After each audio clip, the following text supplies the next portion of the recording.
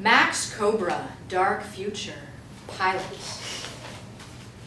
Black, the sound of a VHS tape being loaded into a VCR. A small white play icon appears in the top left corner. VHS tracking static fills the screen, distorting the image, but the synth track comes through undisturbed. The static clears, revealing planet Earth seen from space, beautiful, green and blue, full of life. On Earth, a crystal clear blue river peacefully babbles on. A small city, surrounded by beautiful greenery. Laboratory, scientists are doing science things. The past 15 years have seen incredible advancements in science and technology. But instead of creating a better world, our progress has only crippled the one we live in. Time lapse, the small city grows. Factories sprout up everywhere, billowing smoke into the sky. The blue water in the river turns into a black sludge. Dead fish float along the surface. With their cutting-edge machinery, corporations destroyed the environment. They turned our planet into an industrial wasteland, all in the name of profit. The greenery surrounding the city is plowed over. Trees are cut down, gray buildings rising up in their place. So-called defense companies produced weapons deadlier than ever before, in record quantities for a fraction of the old costs. This put lethal force in the hands of every criminal on the streets. Inside a factory, an absurd amount of guns are being pushed through the assembly lines. The guns are boxed up in crates and shipped out. On the streets, thugs and gang members open up the crates and pass out the hardware to other equally upstanding citizens. The police couldn't keep up. Now there is no law. The aforementioned thugs run drugs, mug old ladies, rob convenience stores. The police try to stop them, but are outmanned and outgunned. "This is our town now" is spray painted in bright colors across the gray police station doors. The government was too busy dropping bombs on other nations to realize the damage that was being done. White House War Room. The president and his war council are gathered around a big red button. The president shrugs and pushes it. All across the world, missiles are launched from silos. They crash into famous buildings and landmarks, exploding. Entire cities are decimated. Now they hang on to the loose threads of the old world, trying to remain in power, in control. The president pokes his head up from beneath his desk. The room is in shambles, papers everywhere. But the old world is gone. Planet Earth, seen from space. The green disappears, a burnt red-brown decay sweeping the land. The blue seas turn black. The year is 1997. The future is now, and it is dark. Fade to black. Title, Max COBRA, Dark Future. Exterior, secret Soviet military base, Siberia, night. Snow falls around the silent compound. The base's alarms go off. Interior hallway, secret Soviet military base, continuous. A nervous woman in a lab coat rushes down the hall. Alarms are still blaring. She is Rebecca Sanford, American scientist. Sanford ducks into a room and shuts the door behind her. The latch clicks, just as two Soviet soldiers cross the hall, oblivious to Sanford's location. Sanford finds herself in the general's office. She sits down at the general's desk, booting up the ancient, to us, computer tower. Sanford pulls out a retro-futuristic camera. She flips the display open, showing several pictures of dangerous Soviet technology. It's a weapon of some sort. Satisfied, Sanford pulls the floppy disk out of the camera and puts it into the computer tower. The alarms are still blaring. Sanford types in some commands on the keyboard. A progress bar pops up showing X% uploaded to CIA. The bar is moving painfully slow. In the hallway outside, the two Soviet soldiers pass the door. One of them stops and doubles back. Inside the office, Sanford watches as the silhouette of a soldier approaches the door. The soldier presses his face to the glass. Sanford panics. In the hallway, the soldier is peering inside the office, but the mesh on the window obscures his view. He reaches for the doorknob slowly, grabs it slowly, twists the knob slowly, and bursts inside the office. The soldier looks around. Nothing is amiss. Hiding under the desk and out of sight, Sanford waits nervously, not even breathing. Boris, come. Let us keep searching. Maybe she's in the vodka room. Boris holds his gaze for another moment, still suspicious, before turning away and closing the door behind him. Sanford pokes her head out and breathes a sigh of relief. The progress bar on the computer fills up 98%, 99%, 100%. Sanford begins to pack up her things when she hears slow, heavy footsteps coming from the hallway. She freezes. She knows what those footsteps mean. She watches the door as a large, imposing figure approaches. The doorknob casually turns, and in walks General Grigory Vilin, a great bear of a man. My beautiful comrade, what a pleasurable surprise. General Villian, hello. What brings you here to your office? General Vilin turns back to the door. Oh, I think you know, American scientist. Oh no. General Vilin locks the door and smiles. Exterior Paris 3.0, night. Paris, but not as we know it. Everything is chrome and neon. Smoke pours out of random buildings. Police cars race around the city, being chased by marauding gangs throwing Molotovs. The Eiffel Tower stands in the background, slightly askew and adorned with bright pink neon lights. This is the future, as imagined by the 1980s. We settle down on a rich Parisian casino, or what passes for one in this world. Interior high-stakes poker room, Parisian casino night. Robots deliver drinks and cigars to gamblers at chrome tables. Neon fixtures light the room. Beautiful women in strange, shiny dresses with colorful hair stand close to the men playing cards, bringing them good luck. At the center table, two men sit. They're being dealt to by an android dealer. On one side, an immaculate German, well put together in a perfectly fitting suit. His only irregularity is his right eye, or lack thereof. Instead of an eyeball, a solid gold orb sits in his socket. On the other side, a stoic American badass, leather jacket, stubble, wearing dark sunglasses inside to complete the look. This is a man who doesn't give a fuck about anything. Both of the men throw chips into the pot and the dealer deals each their hand. They look at their cards and move a pile of chips into the pot. The dealer burns a card and puts out the river. Ace of clubs, 3 of clubs, ace of diamonds. The German puts in another large pile of chips, confident. The American matches. The dealer burns a card, puts down the king of hearts. The German knows he's won. He puts a large pile of chips in the pot, smiling a tight-lipped smile. The American matches, moving a pile of the same size. He pauses and then moves a second, equally large pile to the center of the table. The German doubles the American's bet, who doubles it again. That must be quite a hand you have there, Herr... Cobra. Max Cobra. Well, Herr Cobra, if you are so confident. The German goes all in. Yeah. Cobra goes all in.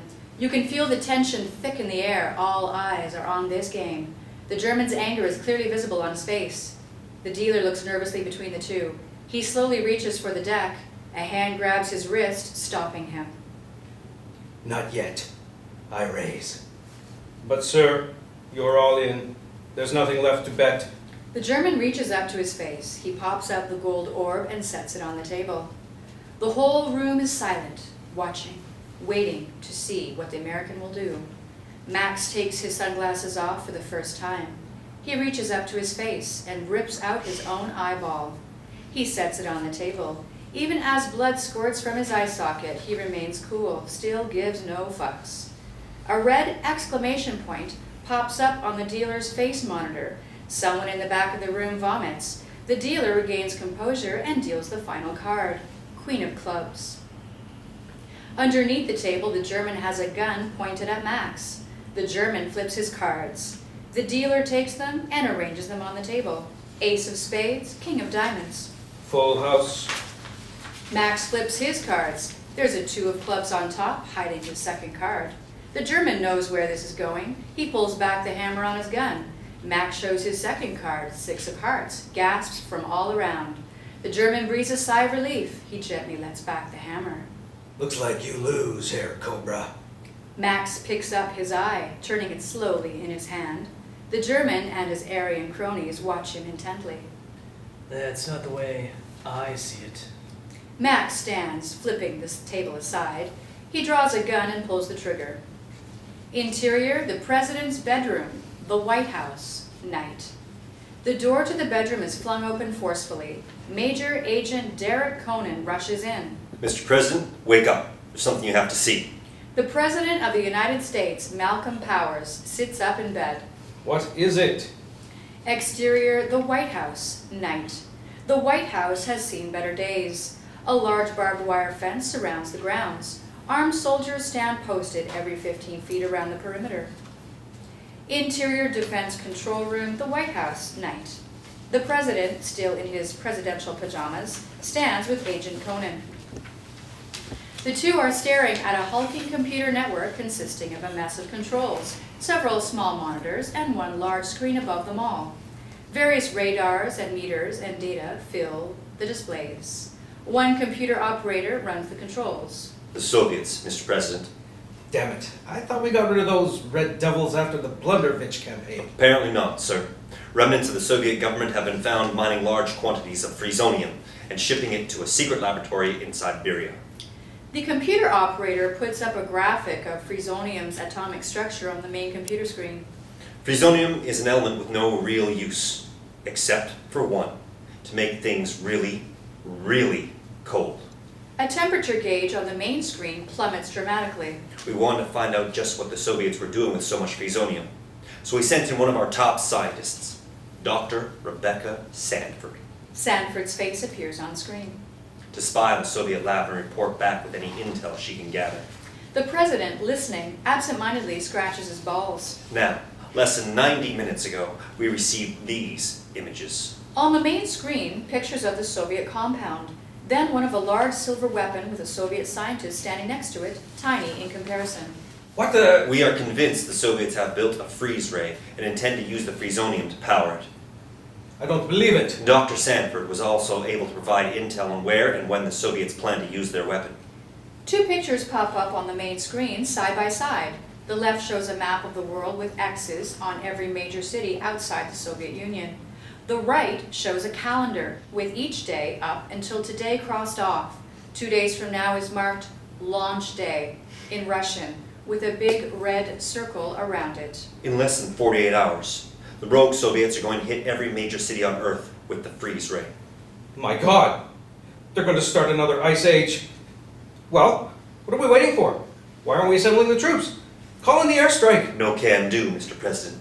A large-scale military operation may cause the Soviets to act sooner, expedite their plans. As long as Dr. Sanford is still in there, our best bet is to have her manually disable the weapon. Get her on the line then. There's another problem, sir. After sending these images, Dr. Sanford went dark. We can only assume her cover has been compromised. The President goes silent. He bows his head, fiddling with a button on his pajamas. So what can we do? We have to send in a lone operative under the radar to rescue Dr. Sanford and escort her to disable the weapon. Mr. President, you have to make the call. The President finally realizes what Conan wants him to do. No. You know I can't do that. Not after what happened in Mega Detroit. Believe me, sir, I wish we had a choice. The President stares at the phone, deeply conflicted. Interior, high-stakes poker room, Parisian casino, night. The room is a mess. Broken chairs, the flipped-over table, dead Germans everywhere. Max is still fighting Golden Eye's cronies. He kicks one away, hitting him square in the chest. Another rushes in. Max punches him in the jaw, sending him reeling. A phone rings. Max looks to his waist, where a cumbersome rotary phone is clipped to his belt. He answers it. I'm a little busy right now. A German crony takes a swing. Max blocks it and gives him a solid hook with his free hand. Intercut between poker room and White House defense room. Max Cobra, this is the President of the United States of America. Hang on. Damn it, Cobra. This is important. Wasn't talking to you. Max wraps the phone's cord around a crony's neck and sweeps their feet out from under them. The crony chokes to death. Max puts the phone back up to his ear. What do you want? We have a job for you. You know, I don't work for the government anymore. The fate of the world depends on it. I don't give a shit about your world. We'll pay you handsomely. Find someone else. There is no one else. A German goon unleashes a flurry of flying kicks at Max's head. He blocks them and grabs the goon by the shirt collar. He pulls him in and headbutts him. Tough. Cobra, if you don't do this job, there won't be a world left for you to hate. All due respect, Mr. President, but the world's already fucked anyway. The president sighs. Damn it, Cobra. You know I'm not asking you to do this as your president, or even as your commander-in-chief. I'm asking you as your friend. Please, Max. As Max ponders this, he kicks a German lackey in the nuts, and the goon falls to his knees. Max pushes him to the ground. He looks around. All the German cronies are dead or incapacitated. Max picks up the gold orb from GoldenEye's cold, dead hands. Alright, I'll do it. Interior military briefing room, night. Max is leaning against a table, across from Conan and the president. He's wearing an eye patch now. What happened to your eye? Lost it in a poker fight. So all I've got to do is bust in, find the doc, and take him to shut down the ice gun thing? Essentially. But it won't be easy. The compound is run by General Grigory Vilin. Before the Blundovich campaign, he was one of the Soviets' highest-ranking officials and one of their most dangerous men. Conan walks over to a corkboard labeled "The World's Most Wanted." The board is full of global criminals such as Wang Lo-Chan, Emperor of Neo-China, El Macho, head of the Mexican drug trade, Mecha Castro, and Hitler's ghost. Conan pulls a picture of General Vilin off the board and hands it to Max. And if the rogue Soviets really are planning on freezing the Earth within the next 36 hours, then the base will be heavily guarded. What I'm saying is, you're going to need a lot of guns. Conan wheels up a table full of weapons. We'll start with this X92 handgun. 10 rounds. It's quick, it's easy. Point, shoot, put holes in stuff. Max picks up the X92. He turns it in his hand, inspecting it. He throws it over his shoulder.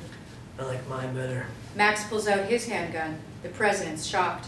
Didn't we frisk you? Didn't we frisk him? Okay. Well, maybe this is more your speed. Conan picks up a shotgun. It has a scope on it because why not? This is the future. The O-R9000. Guaranteed to ruin someone's day. Got your door-breaching rounds, WM slugs, MLC-12 spread shot. We call these ones the Dragons. They're incendiary rounds. Max picks up the box of dragons. I want all of these. All of them. Can we get more of the Dragon rounds in here? I knew you'd like those. Conan continues showing off the weaponry on the table. Ninja stars, throwing knives, various types of grenades, combat knives, laser rifles, stun batons, even a samurai sword. Max picks up what looks to be a piece of smoked meat. He sniffs it and raises it up to his mouth. Wait! Don't eat that. Max stops and looks at the jerky. That's not jerky. It's a bomb. A jerky bomb. A jerky bomb? What possible use could anyone have for a jerky bomb? You never know what you may need in the field. The stupidest thing I've ever heard of. Max loads up on his weapons, putting them in various pouches and holsters. Okay, all set? Planes this way. Interior plane hangar. Later, Max climbs the steps to board the military aircraft. Don't make me regret this, Cobra. Max steps into the plane without a word. The plane starts up and takes off. Good luck out there. Interior military plane, early morning. Max is in the back of the plane with an Air Force soldier. The soldier hits a button on the wall and the loading door opens. All right, this is it. The Soviet base is coming up. Max walks up to the edge of the ramp, looking out at the ground below. Sir, what about your parachute? Max looks from the soldier to his pair of boots. What about them? The soldier stares in disbelief. Max takes the jump. Interior kitchen, secret Soviet military base, morning. General Vilin pours himself a piping hot cup of coffee. He takes a large sip and walks to a calendar on the wall, the same one from Sanford's Intel. Vilin crosses off yesterday's date with a big red marker. Ah, today is big day.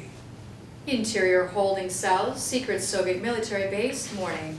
Dr. Sanford is sitting in one of the cells. looking like hell. Bruises and cuts cover her face, her clothes are stained with blood. In the corner of the cell is a bucket. General Vilin walks into the room and up to Sanford's cell. Well, American scientist, you are looking quite well today. I trust the mad dog is taking good care of you. From the ceiling, the mad dog drops down next to Vilin. He is a hulking mass of a man, dwarfing even the general. Mad Dog is shirtless, and various scars from knife wounds and gunshots can be seen across his chest and back. He has a thick, unkempt beard to match the wildness in his eyes. Mad Dog grunts. Do you know why we called him Mad Dog? You see, we did not recruit him like other soldiers. No, we found him, wandering the Siberian wilderness, cold and alone, full of bullet holes and stab wounds. He had no clothes, no speech. He lashed out at anyone who came near him, like a feral animal. A mad dog. I lost 14 soldiers trying to bring him in, but with proper training. General Vilin puts out a piece of meat from a pouch on his belt and hands it to the Mad Dog, who accepts it happily and pounces away. He has become more useful to me than 100 soldiers combined. So, believe me when I say you are in good hands. Sanford spits at the general. Fuck you.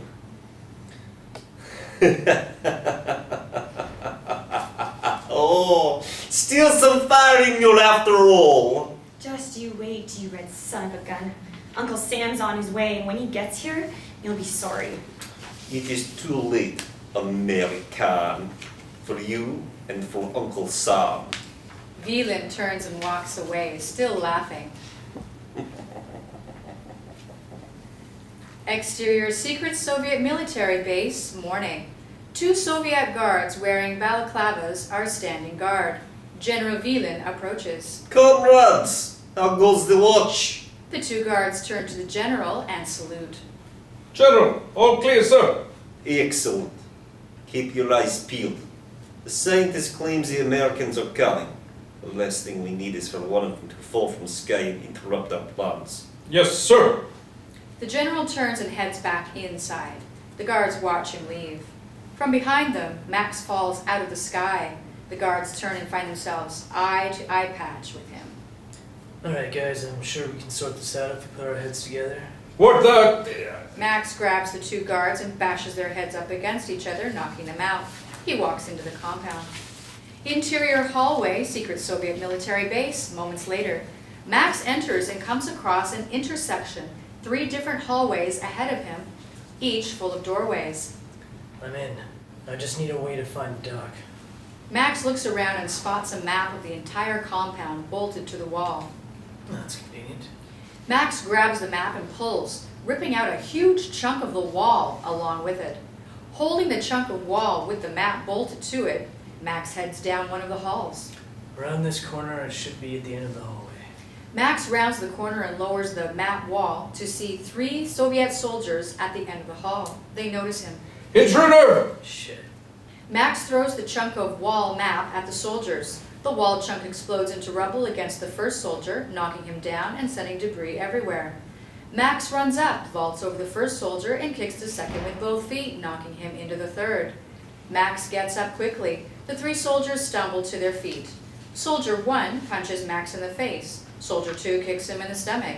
Max catches the foot and wheels 2 around, throwing him into Soldier 1 and knocking them both over. Soldier 3 pulls out a knife. Max draws his own blade. The 2 trade blows back and forth, blocking each other. Soldier 3 slashes Max across the chest. Max gets in close, knocking Soldier 3 forward and stabbing him in the gut. Behind Max, Soldier 2 crawls to the alarm. He reaches his hand up to pull the lever. Max turns and throws his knife. Soldier 2 is down. Got your back. Max picks up the map and continues on. He works his way to the interior holding cells, secret Soviet military base, moments later. Max enters the prison area. Mad Dog is nowhere in sight. Max spots Sanford, head buried in her knees, and approaches the cell. There you are. Sanford hears an American voice and looks up, hopeful. Hey, where's the doc? Who are you? I don't have time for this lady. I'm looking for a scientist, the nation's best. You're looking at her. But you're a girl. Dr. Rebecca Sanford, PhD in mechanical engineering, biochemical engineering, and applied physics, and a girl. Okay, whatever. The president sent me. Now let's get you out of here and destroy that freeze ray. Where are the keys? He has them. He who? As Max is talking, Mad Dog hangs down from the ceiling and drops. Behind him, as MD stands, we see just how much he towers over Max. Mad Dog taps Max on the shoulder. Shit. Max wheels around and throws a hook.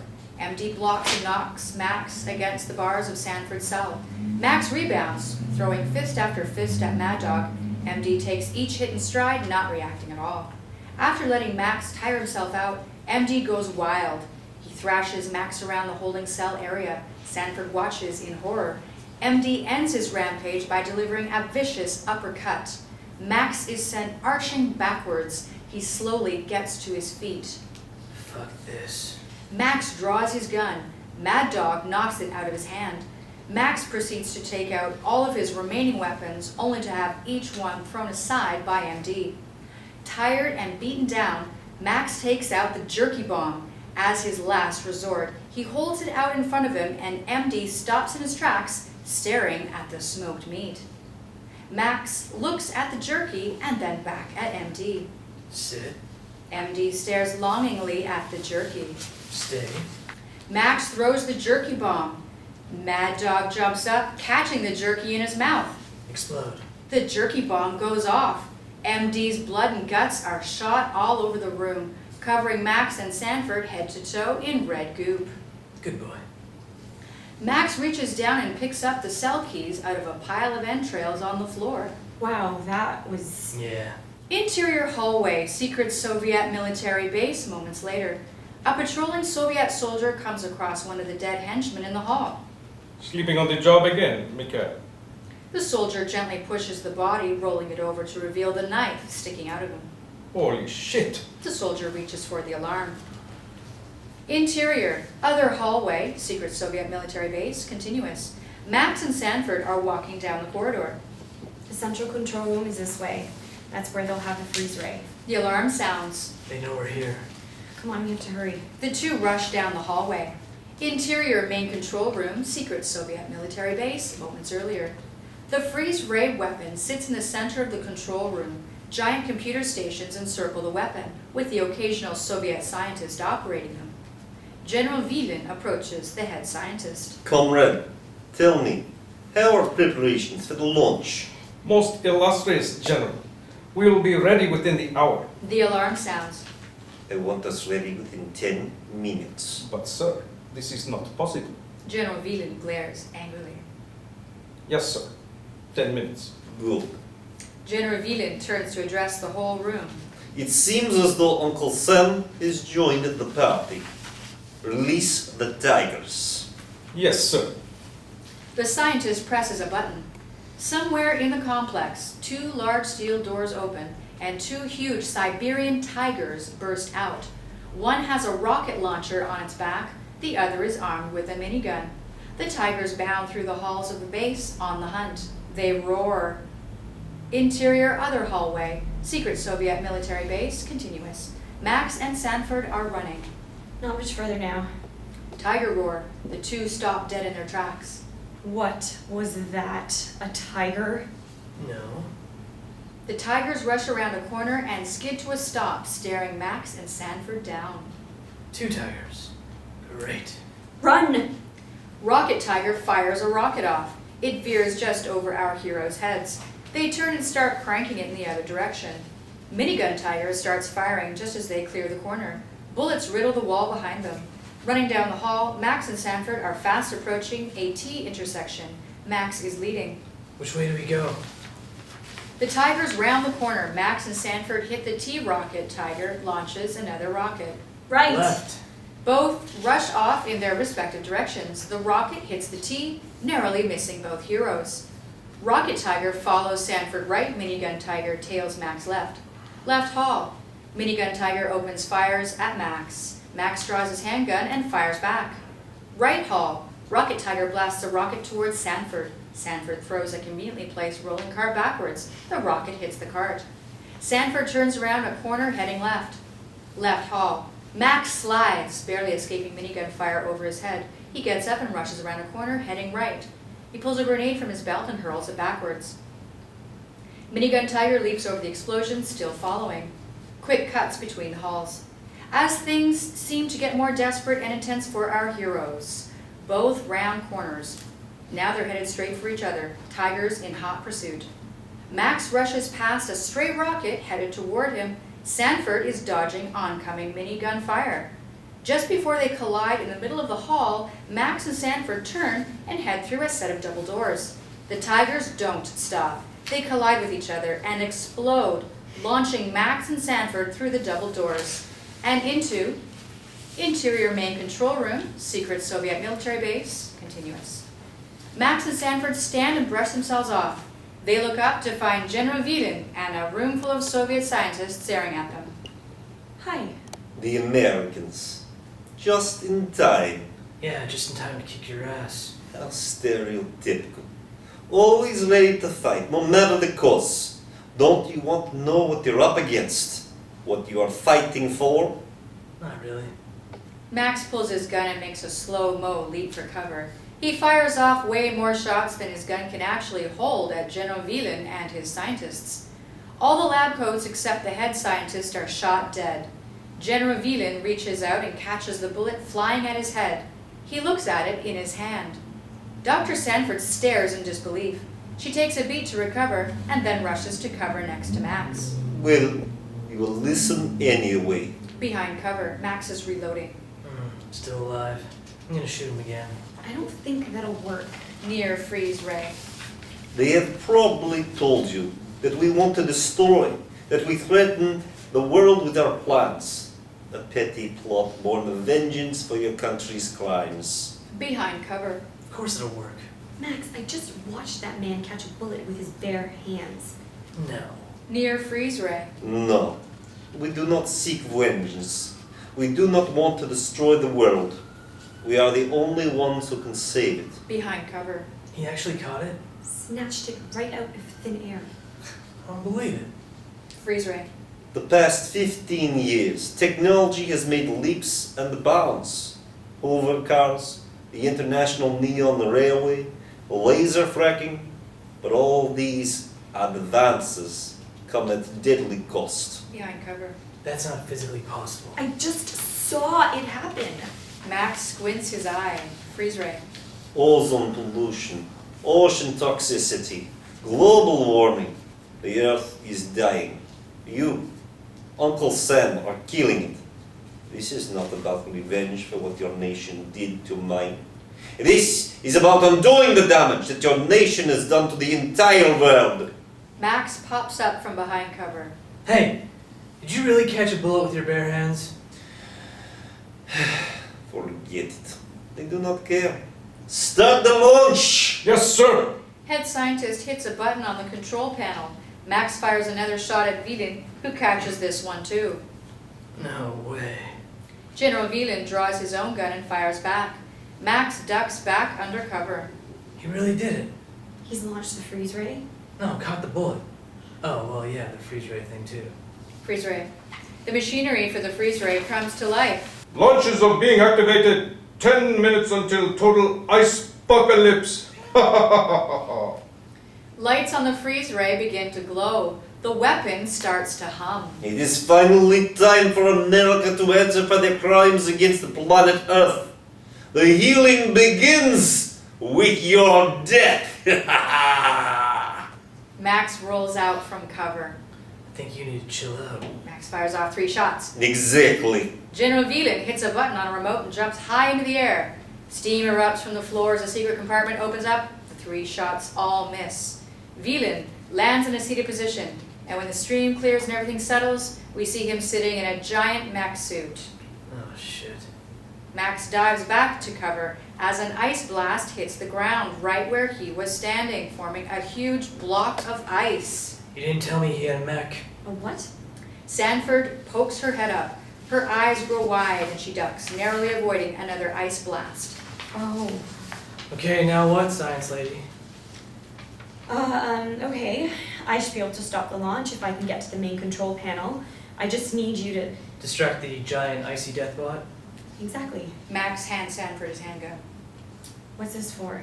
Max turns toward the head scientist. Sanford follows his gaze. You want me to kill him? Yeah.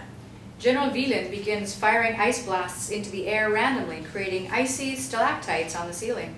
Come out and play, Uncle Sam! Gotta go. Max rolls back out of cover. Cool it, pal. Ice blast. Max rolls to a new blockade. He ducks and dives around the control room, leading General Wieland's gaze away from the main control panel. Max dodges and dives his way from cover to cover. He swings across the room from electrical cables, pops around different control stations like a Scooby-Doo hallway chase. Back under cover. Sanford is staring at the head scientist. She looks down at the gun in her hand. She closes her eyes, sighs, and then gets up, moving towards the main control panel. Mech fight. Max is as close to the mech as he can get while still maintaining cover. Come and fight me like man, pig dog. Max pulls the pin on a grenade. Why didn't you take a chill pill? Max rolls the grenade to the mech. It explodes, knocking General Wieland back a step. Max leaps over the fiery blast and engages in hand-to-mech combat. Main control panel. The head scientist is tweaking knobs, typing in numbers. Sanford sneaks up behind him. She raises the gun and cocks back the hammer. I'm so sorry. Sanford pulls the trigger. The shot rings out. The head scientist falls to the ground. Sanford is paralyzed with grief. She just killed another human being. How could she have done that? Sure, it was to save the world, but was it worth it? Would she ever be the same again? The head scientist stirs. Oh God, you're still alive. She realizes this is a bad thing. Oh God, you're still alive. Sanford fires again. She doesn't stop to contemplate life and death this time. She rushes straight to the main console. Mech fight. Max and the giant icy death bot are trading blows. Super 80s style combat. In between punches, General Wieland is firing off ice blasts, trying to freeze Max. The entire control room is full of ice chunks, icicles hanging from the ceiling. It's a winter wonderland. You are surprisingly formidable for an American sheep. Mech arms swipe. Max ducks. It is pity that I have to kill you. That's cold. Max slugs the mech. Wieland reels back. At the main control panel, Sanford looks up hopeful. Max, I figured how to stop the freeze ray. It's a dual command override. You have to hit the kill switch on the freeze ray at the same time as I hit the switch here. Max has climbed onto the back of the mech. General Wieland is desperately trying to shake him off. I'm a little busy right now. Launch is still of activation. 3 minutes until total ice apocalypse. We're running out of time. The head scientist twitches at Sanford's feet. He starts to get up. General Wieland grabs Max and flings him across the room. Max crashes into the back wall. Max! The head scientist rises to his feet. He wraps his arms around Sanford's neck, putting her in a chokehold. The gun is thrown from Sanford's hand. The head scientist pulls her backwards and they both fall onto the floor. Sanford reaches for the gun. Max slowly stands, obviously weakened. General Wieland blasts Max's feet with ice. He can't move his legs. What's the matter, hero? Getting cold feet? General Wieland covers Max completely in ice. All hope is lost. Max is buried in ice. There's no possible way he could escape. Sanford is losing her struggle against the head scientist. Actually, Max's voice. Hope is returned. The ice block holding Max captive explodes outwards. Max rushes out, his fire-breathing shotgun in hand. I'm just getting warmed up. Max clears the distance between him and General Wieland. Wieland launches ice blast after ice blast at Max. Max fires his shotgun back, exploding the blasts midair. 1 minute until total ice apocalypse. Now we are getting serious. Max shoots another ice chunk out of the air. You know what they say. Max shoots out one leg of the mech, crippling it. Wieland shouts in surprise. If you can't handle the heat, No! Max shoots out the mech's other leg. then get the fuck off my planet. Max fires at General Wieland himself. The mech flies backwards, collapsing in front of the freeze ray. Sanford finally reaches the gun. She grabs it and shoots the head scientist like 8 more times. Max and Sanford admire their work. Launch in 15, 14, 13. Max, the override. Max rushes to the freeze ray. Just as he is about to hit the switch, General Veland grabs his leg and pulls him to the floor. Not so fast.